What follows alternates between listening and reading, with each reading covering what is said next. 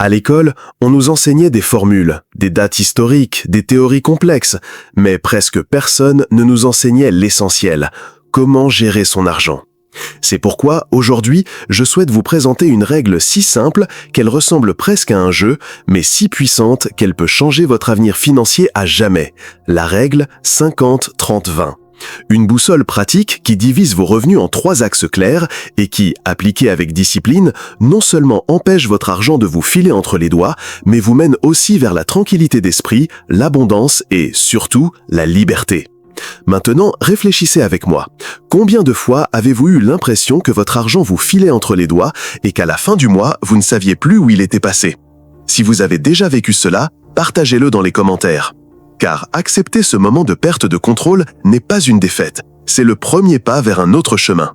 Restez jusqu'à la fin, car aujourd'hui vous comprendrez non seulement le fonctionnement de cette règle, mais aussi comment l'appliquer concrètement à votre vie grâce à des exemples, des chiffres et des stratégies que peu de gens vous présentent.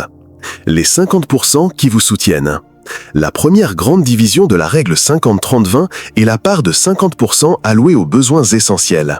Ce pourcentage représente le fondement de votre stabilité financière, garantissant que votre vie repose sur des bases solides.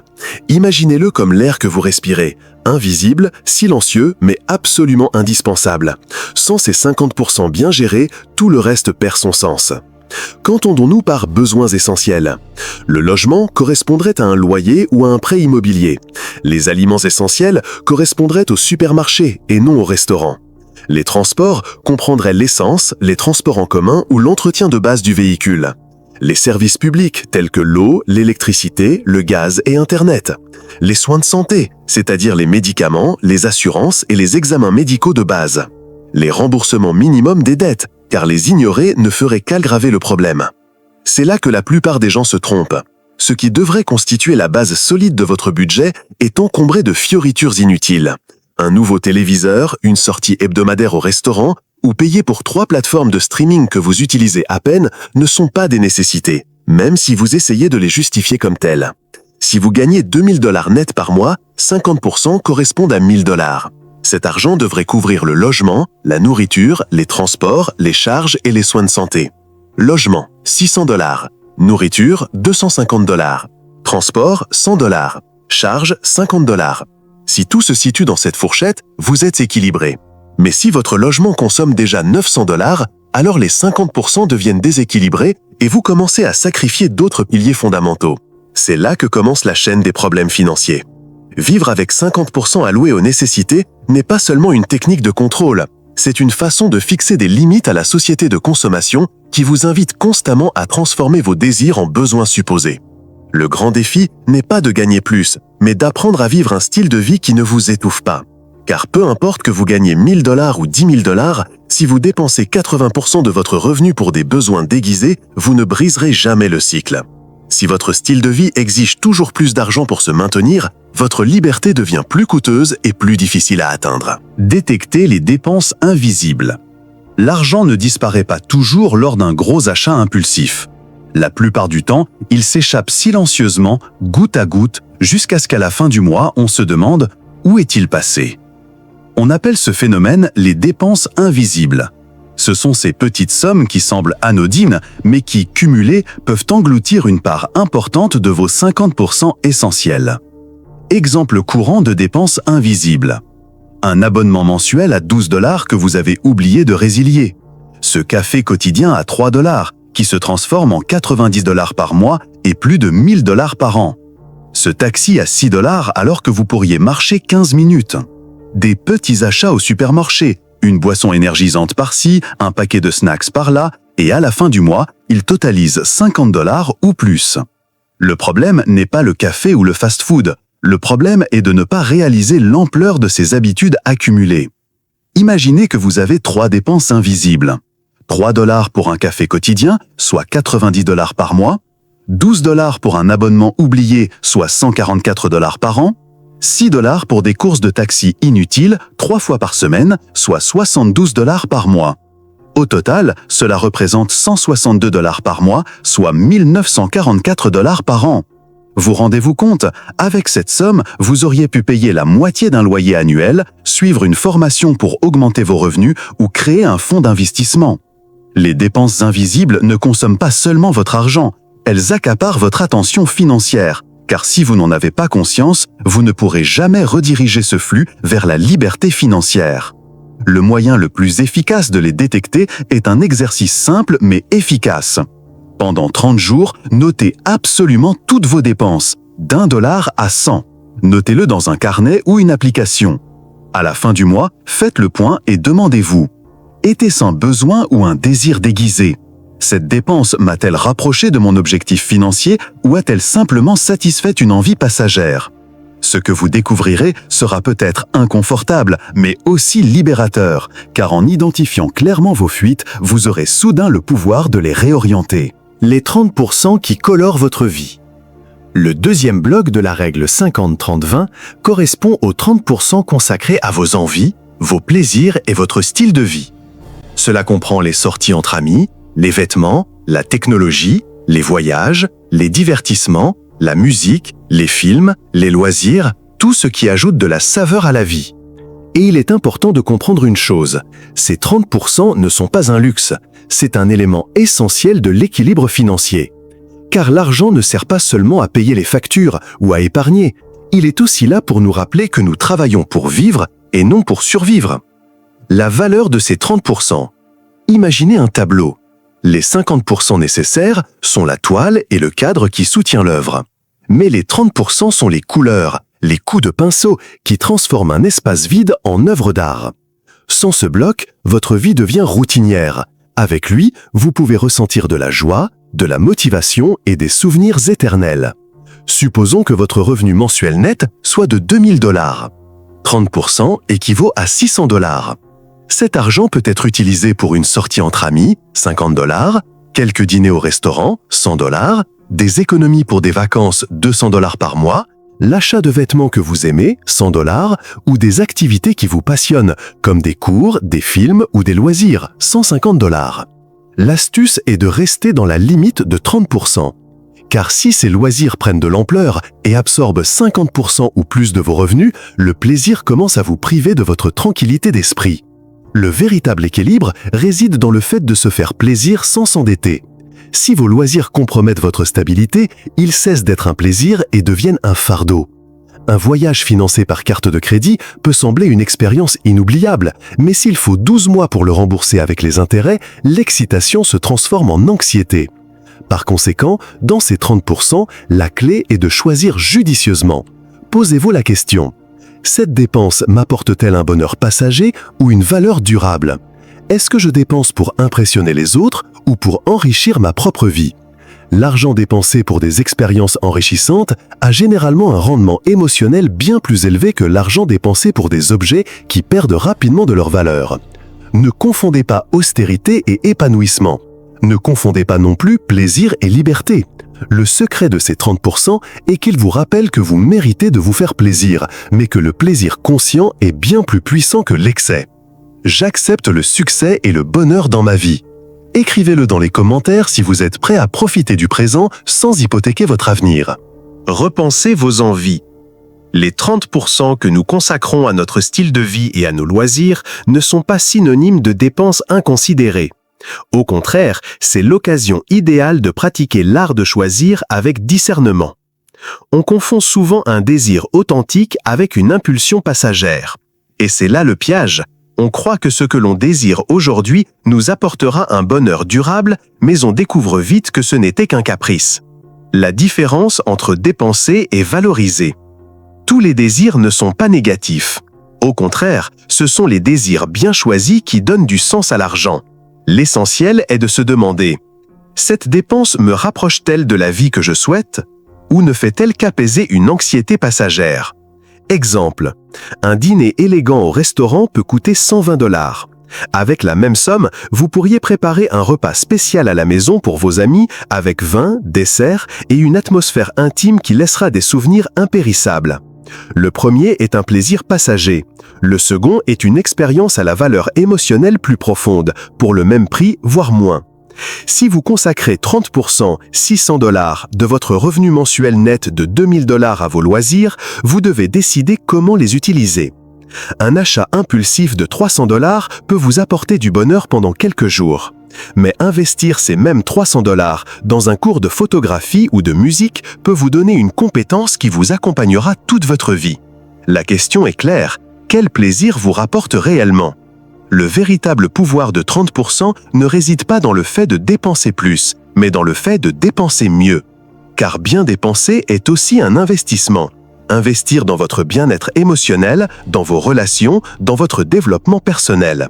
Chaque dollar dépensé est un vote en faveur de la vie que vous construisez. Si vous votez pour des désirs superficiels, telle sera votre vie. Si vous votez pour des expériences et l'apprentissage, vous cultiverez une version plus épanouissante de vous-même. La société de consommation est conçue pour vous vendre des désirs déguisés en besoins. Mais lorsque vous apprenez à questionner, filtrer et choisir, vous transformez ces 30% en le poste le plus important de votre budget.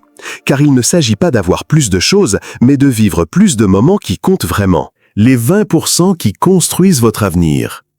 Si 50% vous soutiennent et 30% vous colorent, les 20% consacrés à l'épargne, au remboursement des dettes ou aux investissements sont le moteur de votre liberté financière. Ce pourcentage, bien qu'il semble le plus faible, est ce qui fait la différence entre vivre prisonnier du cycle gagner et dépenser et commencer à construire un avenir solide. L'argent comme une graine. Considérez ces 20% comme des graines que vous plantez chaque mois. Cela peut paraître petit au premier abord, presque insignifiant, mais avec le temps, ces graines se transforment en une forêt qui vous offrira ombre, nourriture et protection. Ceux qui sèment avec discipline récoltent la liberté. Si votre revenu net mensuel est de 2000 $, 20% représente 400 $. En un an, vous aurez accumulé 4800 $. En 10 ans, hors intérêts et placements, ce montant atteindra 48 000 $.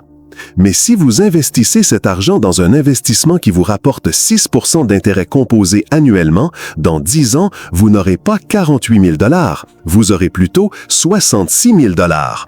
Cela représente près de 18 000 $ de plus, non pas parce que vous travaillez plus, mais parce que vous laissez votre argent fructifier. 3 pistes pour atteindre ces 20%. 1. Rembourser ses dettes. Chaque dollar mis de côté pour rembourser ses dettes est un dollar que vous cessez de perdre en intérêt. C'est comme couper les chaînes qui vous entravent. Si vous remboursez une carte de crédit à 30% d'intérêt, vous gagnez bien plus qu'avec n'importe quel investissement initial. 2. Épargner pour les urgences. Constituer un fonds de 6 à 12 mois pour les dépenses de base, c'est comme construire un rempart contre l'incertitude. Maladie, chômage, crise mondiale, rien ne vous frappe de la même manière lorsque vous disposez d'un coussin financier pour vous soutenir. 3. Investissez dans votre avenir. Une fois que vous êtes libéré de vos dettes et que vous disposez d'un fonds d'urgence, ces 20% constituent un capital de croissance. Actions, immobilier, fonds indiciels et même votre propre entreprise. C'est là que les graines commencent à germer. Ces 20% ne sont pas de l'argent que vous perdez en l'épargnant, c'est de l'argent qui vous offre du temps et de la liberté pour votre avenir. Chaque dollar économisé ou investi représente un jour de dépendance en moins, un jour d'autonomie en plus, un pas de plus vers la liberté de choisir comment vous voulez vivre. Car la vraie richesse ne se résume pas à avoir de l'argent, c'est avoir des options. J'accepte le succès, l'argent et le bonheur dans ma vie. Écrivez-le dans les commentaires si vous décidez qu'à partir d'aujourd'hui, votre argent ne sert plus seulement à dépenser, mais à semer un avenir plus libre et plus prospère. La dette, une chaîne invisible. La dette est comme une chaîne qui semble légère au premier abord, mais qui, avec le temps, rouille, durcit et finit par devenir un carcan qui vous empêche d'avancer. Avant de penser à investir, à multiplier votre argent ou à atteindre l'indépendance financière, il est essentiel de la couper. Le véritable coût de la dette. Avec une carte de crédit à 30% d'intérêt annuel, vous ne payez pas seulement l'argent emprunté, mais le doubler, voire le tripler au fil du temps. Un exemple simple. Si vous devez 1000 $ sur une carte de crédit et que vous ne payez que le minimum mensuel de 25 $, il vous faudra peut-être plus de 10 ans pour la rembourser et vous finirez par payer plus de 2500 $ au total. Cet excédent, ces 1500 $ supplémentaires, ne vous prépare pas à l'avenir. Il ne fait qu'enrichir la banque. Chaque jour où vous vous endettez, quelqu'un d'autre profite de vos efforts. La stratégie de la boule de neige. La méthode la plus puissante et la plus efficace sur le plan émotionnel pour se libérer est la stratégie de la boule de neige. 1. Dressez la liste de toutes vos dettes, de la plus petite à la plus importante. 2. Payez le minimum sur chacune d'elles, sauf la plus petite sur laquelle vous concentrez toute votre énergie. 3. Une fois cette première dette réglée, votre motivation augmente. Vous utilisez l'argent libéré pour la suivante. 4. Ainsi, petit à petit, chaque dette éliminée devient un élan pour la suivante, telle une boule de neige qui grossit en dévalant la pente. L'impact psychologique est immense. Chaque dette remboursée est un poids de moins sur le dos, une respiration plus profonde, un signe que c'est possible. Se libérer pour grandir. Les dettes ne vident pas seulement votre portefeuille, elles épuisent aussi votre énergie mentale. Elles vous privent de sommeil, de liberté et de pouvoir de décision. Et, plus dangereuse encore, elles vous privent du sentiment de contrôle sur votre vie. En réglant une dette, vous ne gagnez pas seulement de l'argent, vous retrouvez la paix de l'esprit. Et grâce à cette paix, vous pouvez construire votre avenir avec plus de clarté. Je suis prospère et j'attire la richesse. Écrivez dans les commentaires si vous décidez aujourd'hui d'arrêter de nourrir les autres et de commencer à couper ces chaînes invisibles qui vous lient. Et maintenant, dites-moi, quelle dette aimeriez-vous éliminer en premier ? Le fond qui vous sauve dans la tempête. La vie financière n'est pas une ligne droite, c'est plutôt un océan, parfois calme, parfois violent. Et au milieu de cet océan, un fond d'urgence est le canot de sauvetage qui peut vous maintenir à flot lorsque tout semble couler. Le véritable objectif d'un fonds d'urgence. Un fonds équivalent à 6 à 12 mois de dépenses de base est plus qu'un simple compte d'épargne. C'est votre assurance indépendance, votre tranquillité d'esprit en chiffres. Il ne s'agit pas d'accumuler de l'argent sans raison, mais plutôt de protéger votre capacité à faire face aux imprévus. Un licenciement qui coupe brutalement vos revenus, une maladie qui vous oblige à arrêter de travailler, une crise économique qui rend tout plus cher du jour au lendemain. Cet argent n'est pas de l'argent mort, c'est une tranquillité d'esprit bien vivante. C'est le coussin qui vous empêche de vous endetter en pleine tempête et vous permet de prendre des décisions sereinement, sans peur. Si vos dépenses mensuelles de base s'élèvent à 1500 $, votre objectif est 6 mois à 9000 $, 12 mois à 18 000 $. À première vue, cela peut paraître impossible, mais en le décomposant en objectifs plus petits, cela devient réalisable. Économisez 500 $ par mois pendant 18 mois pour constituer un fonds couvrant 6 mois de dépenses. Économisez 250 $ par mois pendant 3 ans pour compléter ce fonds. La clé n'est pas la rapidité, mais la constance. Chaque dollar investi dans ce fonds est une pierre de plus qui protège votre tranquillité financière. La véritable richesse. On mesure souvent la richesse en voiture, en maison ou en voyage. Mais la véritable richesse se mesure à la durée pendant laquelle vous pourriez continuer à vivre si tout s'arrêtait aujourd'hui. Ce temps, exprimé en mois, est votre véritable richesse. Car la liberté ne consiste pas toujours à avoir plus, mais à mieux résister. Faites fructifier votre argent. L'argent a 2 utilités. Soit vous travaillez pour l'obtenir toute votre vie, soit vous le faites fructifier. La différence entre quelqu'un qui se contente d'épargner et quelqu'un qui investit réside dans le temps et la croissance. Investir n'est pas un luxe, c'est une nécessité. Beaucoup pensent qu'investir est réservé aux millionnaires. Mais en réalité, investir est l'étape naturelle après l'épargne. Épargner protège votre présent, tandis qu'investir construit votre avenir.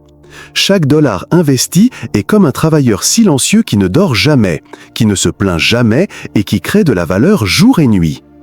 Imaginez que vous décidiez d'investir 200 $ par mois dans un fonds indiciel boursier qui génère historiquement une moyenne de 7% par an. Dans 10 ans, vous auriez environ 34 000 $. Dans 20 ans, ce serait plus de 104 000 $. Dans 30 ans, vous auriez dépassé 245 000 $. Le secret ne réside pas dans le montant initial, mais dans le temps et la régularité. Investir tôt, même avec un petit montant, a le pouvoir de multiplier vos possibilités. Options d'investissement. Fonds indiciels, idéal pour ceux qui recherchent la diversification et des coûts réduits. Actions individuelles, risque plus élevé, mais aussi potentiel de rendement supérieur. Immobilier, Un investissement tangible qui génère des revenus et peut prendre de la valeur. Votre propre entreprise. L'actif le plus puissant car il repose sur votre créativité et votre discipline. L'essentiel est de comprendre qu'il n'existe pas d'investissement parfait, mais plutôt un investissement adapté à vos objectifs et à votre profil de risque. Une graine aujourd'hui, une forêt demain. Investir, c'est comme semer.